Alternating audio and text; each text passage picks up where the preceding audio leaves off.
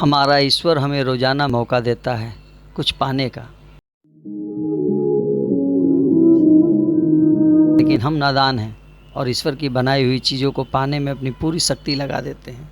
जैसे कि एक नगर के राजा के यहाँ पुत्र पैदा हुआ। इस खुशी में राजा ने पूरे नगर में घोषणा करवा दी कि कल पूरी जनता के लिए राज दरबार खोल दिया जाएगा।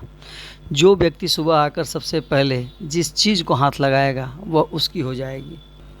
पूरे राज्य में खुशी का माहौल छा गया। सारे लोग खुशी से फूले न समा रहे थे। कोई कह रहा था मैं तो सोने का कलश पर हाथ लगाऊंगा, किसी को घोड़े का शौक था तो कोई बोल रहा था घोड़े को हाथ लगाऊंगा। इस तरह सारे लोग रात भर यही सोचते रहे कि सुबह को किस चीज़ को सबसे पहले हाथ लगाएंगे। सुबह जैसे ही दरबार खुला, सारे लोग राजा के दरबार में दौड़ गए और एक एक चीज़ को हाथ लगाने लगे।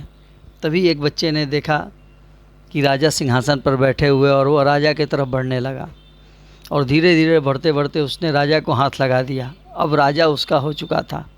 जब राजा उसका हो चुका था तो वहाँ की चीज़ें भी उसकी हो चुकी थी।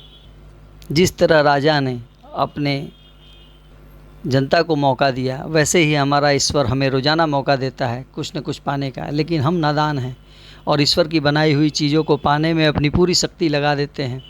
किसी को गाड़ी चाहिए तो किसी को बंगला, किसी को पैसा चाहिए तो किसी को शानो शौकत। रोज़ भगवान से प्रार्थना में भी भगवान की ही चीज़ें मांगते हैं, लेकिन जो लोग सत्य को जान लेते हैं वो भगवान की चीज़ों को नहीं बल्कि भगवान को ही प्राप्त करने की कोशिश करते हैं।